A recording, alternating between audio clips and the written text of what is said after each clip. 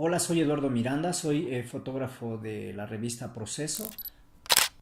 Soy licenciado en periodismo, estudié en la UNAM y pues desde el 94 más o menos que yo estudiaba la preparatoria tenía muchas ganas de estudiar periodismo. No sabía exactamente qué, era tan amplio y en ese momento no especificaba por dónde iba, pero empecé a darme cuenta que lo que a mí me gusta mucho en ese entonces era todo lo que tiene que ver con la fotografía de prensa. Bueno, a mí me tocó en la universidad, en la segunda mitad de los noventas, una etapa muy fuerte políticamente hablando y con mucha repercusión social porque estaba el movimiento de Chiapas, había explotado en el 94 y la universidad era un hervidero de política, literalmente. Los alumnos, aunque fueras de preparatoria, estábamos muy activos, muy interesados en el tema. Y a mí eso me despertó, ¿no? Es decir, los primeros semestres que yo entré no sabía muy bien por dónde iba lo que quería, pero cuando me tocó ver esto desde adentro, yo quería una carrera social, ¿no? Bueno, ya que me di cuenta que me estresaba mucho trabajar en una oficina y eso está relacionado con estar de diseñador gráfico en Reforma, eh, volví a lo mío, que era el fotoperiodismo, y pues me invita a Ulises Castellanos, en ese entonces coordinador de la revista Proceso y quien también fue mi mentor en el Centro de la Imagen, pues en un taller de fotoperiodismo. Propiamente él me invita, después de que salgo de Reforma, o sea que tomé la decisión de salir de Reforma, me invita a participar como editor de la agencia Proceso Foto, que estaba abriendo apenas, tenía como un año que la habían sacado al mercado, y me invitó a ser como el editor online de la página. Y pues después ya tuve ya una participación más amplia en lo que tiene que ver con la revista, hasta que pues me contrataron como fotógrafo de staff propiamente para la revista. Yo creo que sigue teniendo la finalidad desde sus orígenes, que era de ser un documento social histórico con el paso del tiempo, ¿no? Es decir, en lo inmediato documenta un hecho que va a ser visto al siguiente día publicado o en internet en las siguientes horas, pero eso se muere. Y el valor de toda esta información, más allá de lo inmediato, creo que tiene que ver con el paso de la historia, ¿no? Es decir, esperemos que en 10 años o en 20 años los estudiantes o quien sea tengan que revisar, que lo hacen mucho, las páginas de la revista Proceso para ver qué estaba pasando, cuál era el acontecer en el país, en México, y cómo se estaba documentando gráficamente, ¿no? Creo que ese es el verdadero valor con el paso del tiempo, el de las fotografías. Bueno, pues es una actividad que nosotros tenemos que ejercer, ¿no? Es decir, no es un derecho aunque es un derecho que está inherente en la Constitución, pues es de alguna manera palabra muerta si nosotros no lo ejercemos, ¿no? Si nosotros no tenemos la valentía de levantar la voz con cualquier clase de instrumento de comunicación, sea una cámara, una pluma, internet, un video, una fotografía, yo creo que mientras no estés ejerciendo esa libertad de expresión, tal cosa solo se vuelve una palabra pues en un libro, ¿no? Bueno, pues es muy lamentable, muy lamentable. Yo jamás, cuando estudiaba periodismo en los noventas, me imaginé que esto fuera jamás ni de broma ocurrir, ¿no? Esto ha rebasado por mucho cualquier expectativa, ha rebasado por mucho cualquier capacidad incluso gubernamental para resolverlo.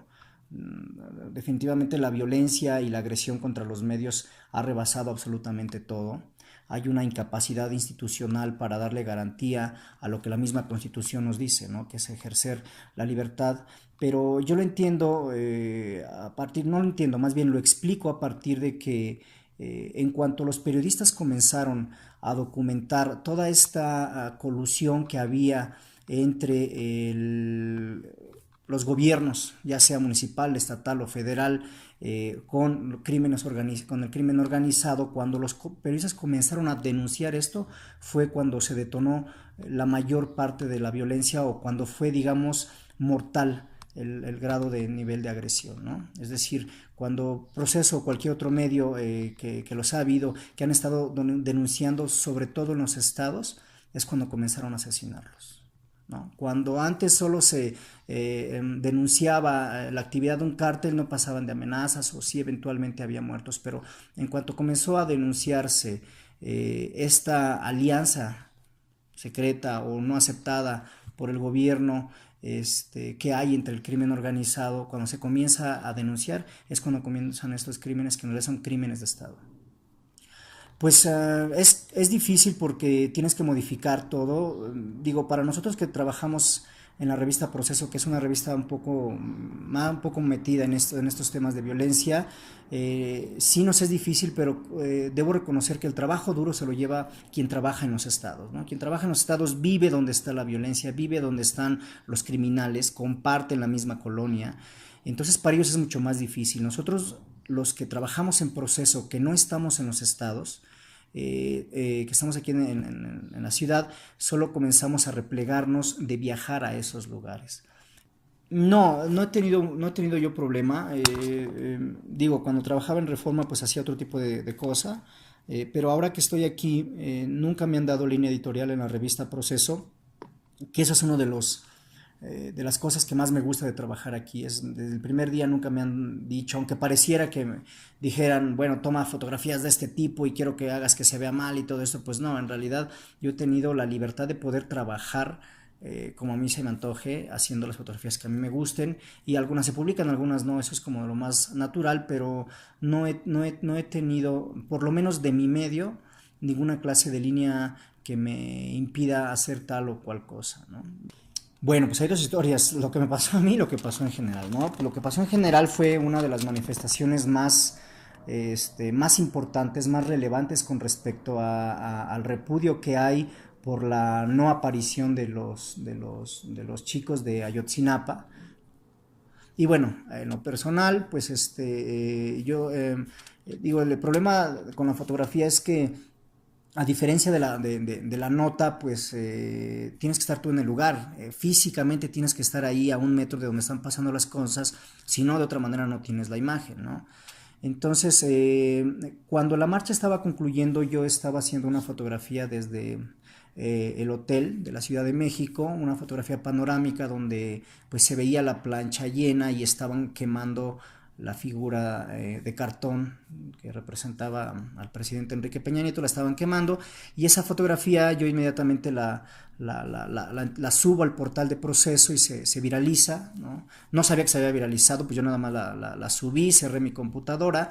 Digamos que mi asignación ya había terminado porque yo ya tenía esa foto, pero pues ahora sí que pues la adrenalina periodística me hizo que me fuera allá donde veía a lo lejos que había cosas, que había movimiento, es decir, yo corrí en sentido contrario de donde corría la gente y me acerqué a la puerta principal y comencé a hacer pues el registro gráfico de estas escaramuzas que había ahí entre el Estado Mayor en ese momento que llego y los manifestantes, algunos de ellos encapuchados. Y bueno, después se va la luz del Zócalo, ya no se veía muy bien ahí, y cuando empiezan a replegar los policías me avientan a mí un objeto metálico que me da en la tibia y literalmente pues me partió el hueso, ¿no? Entonces empecé a desangrarme y no podía caminar. Una amiga me ayudó hasta una ambulancia. Cuando me están atendiendo en la ambulancia comienzan a llegar mucha más gente ya con la cabeza abierta y todo eso, entonces me sacan mis amigos de la ambulancia porque la ambulancia ya no podía hacer mucho y me llevan a un hospital particular donde me atendieron en el quirófano. Es complicado, yo no creo en la verdad oficial porque, pues por esa razón, porque no puedes desaparecer a 43 personas en una fogata de basurero sin que queden rastros de ellas, ¿no? O sea, y sobre todo en la noche, y sobre todo con gente pues que no son profesionales en cremar cuerpos, es decir, estamos hablando de que eran personas que estaban en el crimen organizado, metidas en el trasiego de drogas y no en la incineración de cuerpos, y de repente desaparecer sin que quede nada en un basurero, es decir, pues ¿dónde están? Yo también tengo la duda, ¿qué fue lo que pasó? O sea, ¿qué tan fuerte es que no lo pueden decir? Y también creo que digamos que los hechos de omisión por parte del ejército los hacen en gran medida o legalmente los hacen parte del problema, ¿no? Y falta la versión. El problema es que en México no hay quien obligue al ejército a declarar. Entonces parece que es un ente independiente que no se quiere someter a la ley, ¿no? Entonces ellos no quieren dar su versión, no permiten que sean revisados los cuarteles militares, que es algo de lo que piden los padres, y por lo menos yo no creo en la versión oficial. ¿Qué pasó? Pues fueron víctimas del crimen organizado, fueron víctimas del trasiego de drogas y lo que te decía al principio, son víctimas de esta colusión que hay entre el Estado o algunas personas que trabajan en el Estado, que es lo mismo, y el crimen organizado, ¿no? Bueno, a mí me ha tocado hacer muchos operativos que hace la Sedena, literalmente pues en campo. Me ha tocado ir a Sinaloa a quema de sembradíos, narcolaboratorios, a destrucción, bueno, a ubicación y destrucción de narcolaboratorios, decomisos de droga en Ciudad Juárez, operativos en Apatzingán. Me tocó estar un poco en lo que fue la noche que mataron al Barbas, a Arturo Beltrán Leiva. Soy de los pocos fotógrafos que pudo entrar a la escena ¿no? del enfrentamiento dentro del departamento. Me ha tocado de manera formal hacer las presentaciones de algunos narcotraficantes, entre ellos el Chapo Guzmán, que es como parte de toda la historia, ¿no? Sí, de forma directa, nunca telefónicas ni correos ni nada de eso, todo ha sido en trabajo de campo. En trabajo de campo sí, me ha tocado en Michoacán, en Apatzingán particularmente, y en el municipio de Cuauhtémoc, en San Luis Potosí, aledaño a Tamaulipas. También ahí fue una, como dices tú, una amedrentación directa y una amenaza directa. Mm, buena pregunta. Ah, no sé, yo creo que sería ya imposible, o hubiera sido siempre imposible porque ya había pasado, que era justamente el levantamiento armado en Chiapas, ¿no? Para cuando yo ya estoy trabajando en proceso, pues eso ya se había pagado, ¿no? Bueno, me gusta mucho el trabajo, como te digo, de Marco Antonio Cruz. Creo que él influyó muchísimo. Me gusta toda la generación de fotógrafos de la jornada. Estos fotógrafos que te comentaba, que yo veía en los años 90, cuando yo estaba en la universidad y que estaba muy metido en esta situación de lo de Chiapas, que me gustaba mucho todo lo que se escribía. Toda esta generación de fotógrafos que estaban allá y que estaban publicando en proceso, en la jornada, me encantaba su trabajo, ¿no? Víctor Mendiola, Marco Antonio Cruz, a Francisco Mata, y bueno, yo tuve un montón de fotógrafos que por ahí se andan medio perdiendo, que eran como los grandes, y me gustan mucho los trabajos de fotógrafos de vida cotidiana, es decir, me gusta mucho porque es el verdadero ejercicio de la fotografía, como Robert Denot, que es francés, pues Henri Cartier-Bresson, que son como muchos clásicos. Pero aquí en México me gusta mucho el trabajo de Héctor García. Es fascinante todo lo que ha hecho don Héctor García, es increíble. No creo que haya quien lo rebase en cuanto a la cantidad y a la calidad que hizo una persona que fue un niño de la calle y después estaba haciendo fotografías de barrio y luego estaba con las grandes personalidades de la historia del siglo XX. Es uno de los grandes. Y pues yo en la escuela un poco empecé viendo todo ese material y son como mis influencias, ¿no? Mi primer cámara fue una cámara horrible que me dijeron vas a tener cámara para toda la vida, y me emocioné, pero en realidad era porque jamás me iba a poder deshacer de ella. Era una cámara Zenit, una cámara rusa pues de rollo, obvio. No creo tener estilo, no sé. Me gusta mucho las fotografías de los políticos, me gusta hacerlos ver como son, porque ellos falsean mucho, ellos quieren dar una imagen, quieren imponer su imagen que están construyendo, pero digo, espérame que hay gato encerrado. Entonces yo me dedico a verlos por el lente durante 40 minutos mientras ellos están hablando, y cuando no están en el micrófono se convierten en ellos. Bueno, lo que más me gusta de mi trabajo, trabajara para quien trabajara, es conocer gente. Eso es increíble. Es decir, estás en lugares y en situaciones y con gente que de otra forma no estarías. Es que no me gusta definirme, no me gusta. Es decir, definirte es como encajonarte. No es una frase, pero lo que sí creo del periodismo es que es una forma de vida totalmente, no es un empleo.